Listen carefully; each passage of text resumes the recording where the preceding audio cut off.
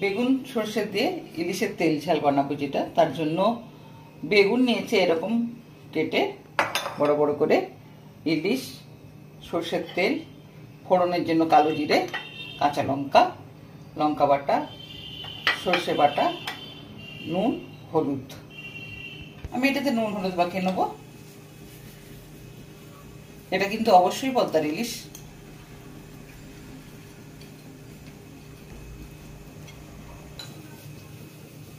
হয়ে গেছে।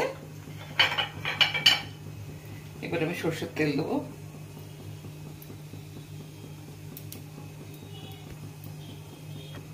বেগুনগুলোকে একটু ভেজে নেবো।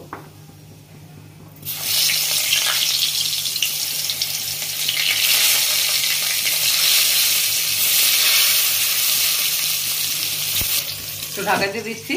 এখানে আমি নুন হলুদ কিছুই দেবো না।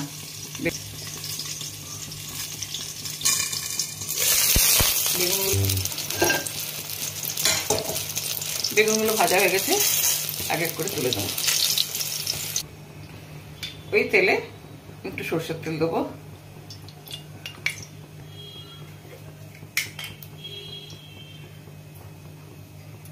কিছু কালো জিরে ফোড়ন,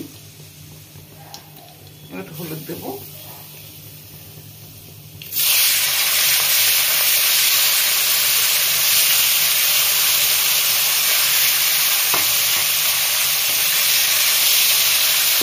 হালকা করে এপিট ওপিট করে নেবো।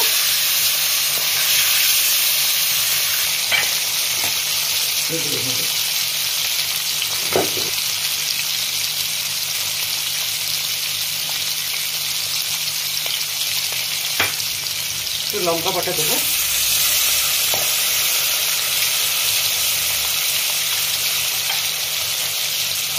এবার সর্ষে বাটার জলটা দেবো।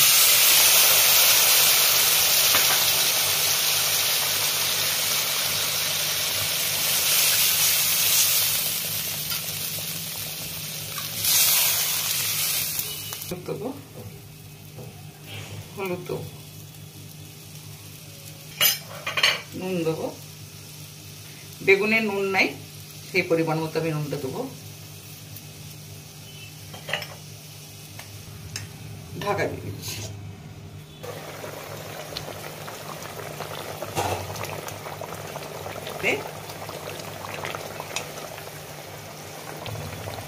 চেরা কাঁচা লঙ্কা দিয়ে দিচ্ছি আর বেগুনগুলো দিয়ে দিচ্ছি। ফুট হবে, আমি নামিয়ে নেবো।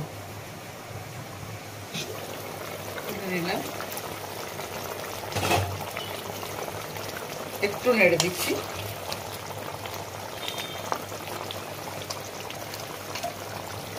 উপর থেকে একটু কাঁচা সর্ষের তেল দিচ্ছি। আমার ইলিশের তেল ঝাড়টা কমপ্লিট হয়ে গেছে। এবার আমি ঢেলে নেব।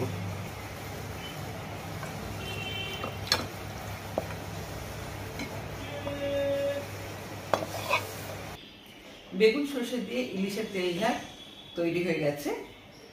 আশা করি আপনাদের এই রান্নাটা ভালো লেগেছে। যদি ভালো লেগে থাকে তাহলে অবশ্যই আমাকে কমেন্ট করে জানাবেন।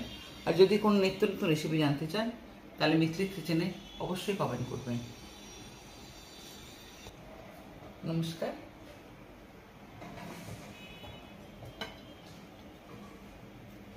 দাঁড়িয়ে